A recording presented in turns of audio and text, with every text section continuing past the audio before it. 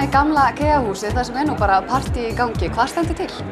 Já, við erum að fagna því að við 4 stofnanir eða 5 erum flutt inn í þetta hús og erum að fagna bara því að við séum hingað komin, sem og að við erum að skrifa undir grænan leigusamning við Reiti, sem þetta fyrsti græni leigusamningurinn hér í bænum, og við erum bara mjög stolt af því að fá að vera valin til slíks, vegna þess að Reitir eiga mjög mikið á húsnæði hér í bænum.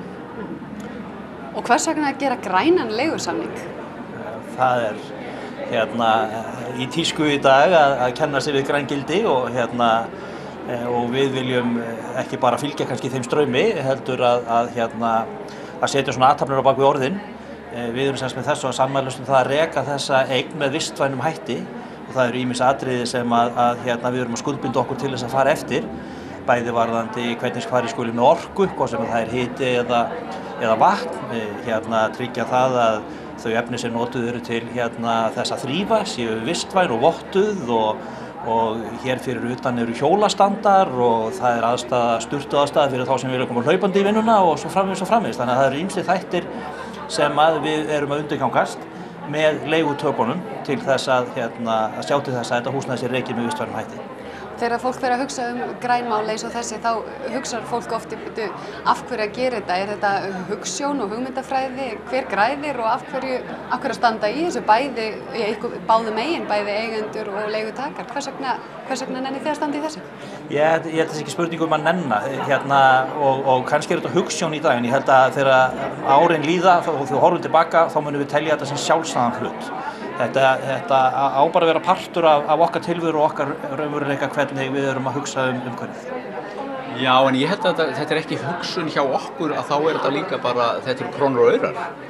Vegna þess að ef þú fylgist með, til dæmis eins og hérna hjá okkur, nú eru konar mælar fyrir hvern og einn aðila fyrir sig, eins og þú fylgist með rafmagninu og hitanum, og þannig að þar af leiðandi nærðu að spara bara rekstrarkostnaðinn. Og líka að við erum að reyna að fara sem mest úr pappírnum. Við erum búin að setja hjá okkur, til dæmis eru flestallir starfsmenn hjá okkur með 2 tölvuskjái. Þannig að við erum að reyna að spara prentun á pappír og notkun á pappír eins og frekast kostur. Við erum líka hjá Ferðamálastofu, við settum upp hjá okkur, af því að við erum með starfsstöð hér á Akureyri og síðan aðalskrifstofan hjá okkur í Reykjavík.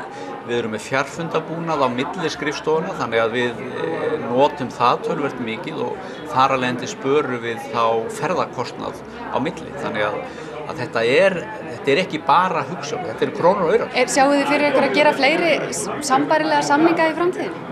Já, svo sannarlega.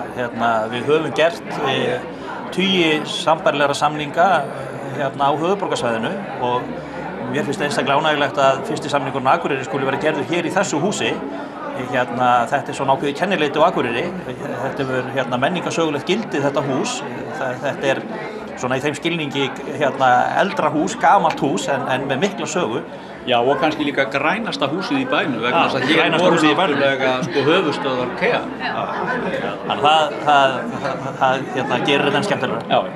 Og verður bara skemmtilegt að sjá hvort að fleiri leigusalar og leigutakar og auðvitað bara allir taki þetta sér til fyrirmyndar. Til hamingju með þetta, báðir tveir. Takk fyrir það.